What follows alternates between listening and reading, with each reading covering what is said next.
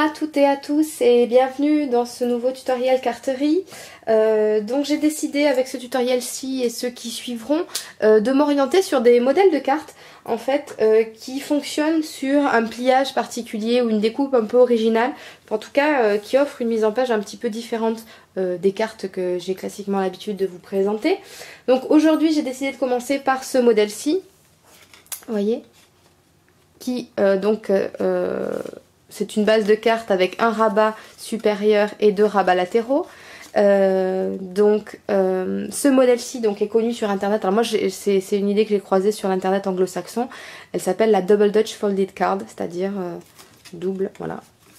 Je ne connais pas la traduction en scrap français, il y en a forcément une mais je l'ai pas croisée. Donc pour ce tutoriel, moi j'ai décidé de réaliser donc une carte qui rentre dans les dimensions standards des enveloppes rectangulaires qui font 11 cm par 16 je crois. Donc celle-ci fait 15 cm et demi par 10 cm.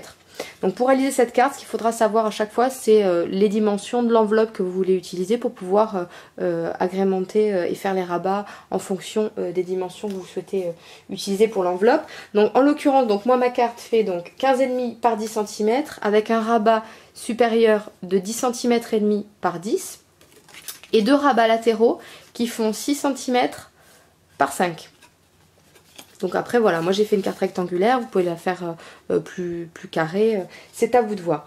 Donc pour réaliser cette carte, je vais vous faire un petit schéma vite fait pour vous expliquer. Donc pour arriver à ces dimensions là, je suis partie d'un rectangle de 26 cm par 20 cm. Donc je vous montre en fait sur une feuille A4 vite fait, je vous fais un schéma et je m'excuse par avance du rendu parce que je suis vraiment pas une dessinatrice. Donc vous partez de votre rectangle de base, donc là moi j'aurai mon rectangle de 26 cm par 20.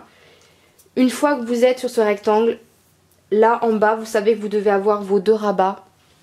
Donc vous tendez une ligne ici. Vous calculez quelle proportion vous donnez à chacun. Donc moi je sais que sur ces 26 cm, je vais avoir deux rabats de 5 cm de largeur et 6 cm d'auteur. Une fois que j'ai cette proportion là, ça me permet de remonter. Bon évidemment là c'est un dessin à main levée, hein. Donc ça me permet de remonter et d'avoir donc le centre de ma carte. Et hop, je rajoute une ligne de pliage ici et je vais avoir le rabat de ma carte. Tout ceci sera à évider. Et donc voilà, vous vous retrouvez avec un T à l'envers en fait. Donc avec des lignes de pliage, tout ceci ça va être des lignes à plier. Non, ça c'est des lignes de découpe, pardon. Ça sera des lignes de découpe. Voilà, les plus larges, voilà. Tout ça, ça sera de la découpe, puisque c'est les extérieurs de votre carte. Et vous vous retrouverez avec des lignes de pliage ici, ici et ici. Voilà, donc c'est un schéma très sommaire. C'est assez simple, je me doute que vous comprenez bien là où je veux en venir. Donc, j'ai ma base de carte, et bien maintenant il ne me reste plus qu'à la décorer. Alors là, comme d'habitude, vous faites un petit peu comme bon vous semble. Le seul conseil que j'aurai à vous donner, ça sera de venir habiller le rabat supérieur de votre carte avec quelque chose d'un petit peu lourd, avec un embellissement un petit peu conséquent, juste pour que le poids, si vous voulez, ait tendance à fermer un petit peu la carte. Donc moi je me suis munie de ce très joli tag que je vais venir habiller, voilà, avec ce cardstock blanc, ce papillon un petit peu imposant, parce que voilà, je vais rajouter de manière à ce que hop, le poids un petit peu leste la carte, et puis parce que tout simplement c'est plus joli. Je vais passer maintenant à la décoration de la carte proprement parlée. Donc j'ai découpé à l'avance des petits encarts de papier blanc et des encarts de papier à motif pour venir décorer la carte. Donc je vais passer tout de suite à la décoration.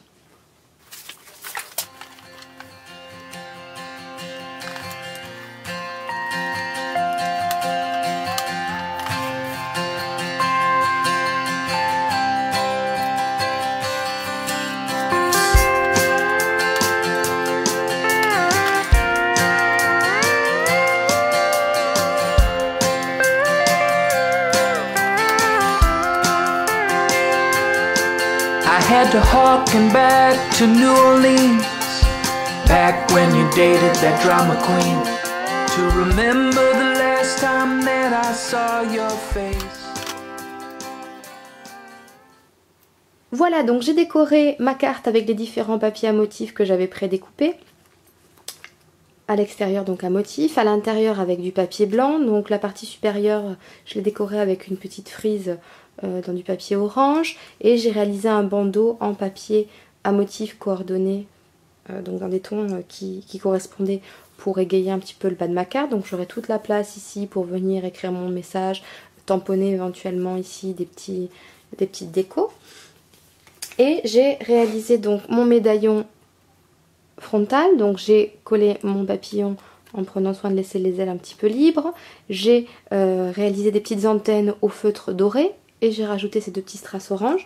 Donc je vais venir maintenant positionner mon médaillon sur le devant de ma carte, donc suffisamment bas pour que le poids tienne bien, parce que tout simplement c'est plus harmonieux. Donc je vais venir en coller ça tout de suite.